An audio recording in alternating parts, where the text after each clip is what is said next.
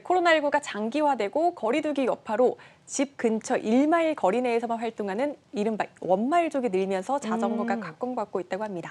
사실 주변에 보면 이렇게 재택근무하시는 분들 보면은 정말 집 근처만 다니고 또 음식도 배달로만 시켜 먹고 이러더라고요. 네, 배달 주문이 급증하니까 요새는 또 배달 일을 하시는 분들도 늘고 있죠. 네. 또 투잡으로 퇴근 후에 배달하는 분들도 늘고 있습니다. 그래서 최근 들어 전기 자전거를 찾는 분들도 많다고 합니다. 그렇게 멀지 않은 거리는 또 대중교통 이용하지 않고 전기 자전거를 타는 분들도 많다고 하고요.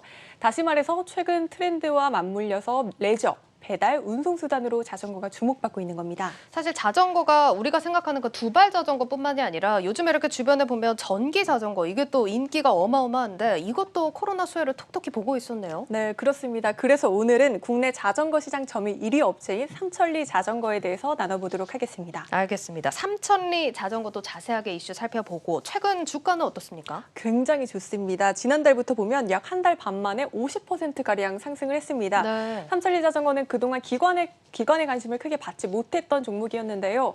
지난 2일 올 들어 처음으로 기관이 자금을 넣었고 4거래일 연속으로 순매수했다는 점도 특징적입니다. 뭐 아무리 기관 매수가 크게 들어온다 해도 한 달 반 만에 50%면 정말 급등한 건데 실적도 궁금해요. 네, 사실 자전거 산업 자체가 그동안 주목받던 건 아니었다 보니까 네. 2018년에 적자로 전환한 이후 작년까지 적자가 지속이 됐었습니다. 네. 다만 지난해 흑자로 전환을 했었고 올해는 사상 최대 실적 경신이 전망되는 상황입니다.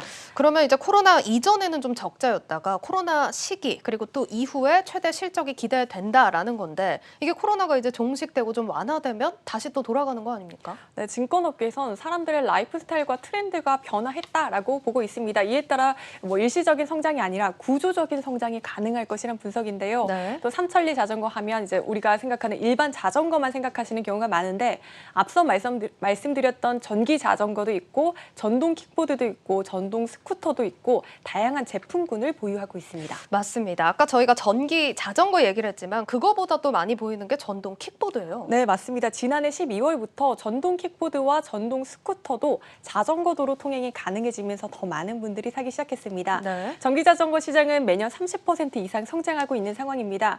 업계에선 삼천리 자전거가 구조적으로 성장할 것이라고 보는 부분도 이것 때문입니다.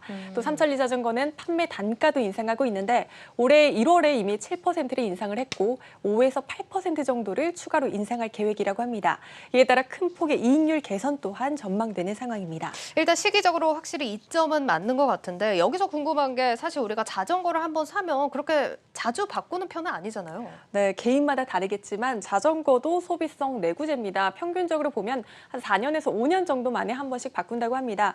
2015년경 자전거가 가장 많이 팔렸었는데 계산해보면 평균적으로 지금이 교체 시기인 겁니다. 삼성증권은 본격적인 외출이 시작되면 전기 자전거를 중심으로 새로운 빅사이클이 도래할 것이다라고 전망하고 있습니다.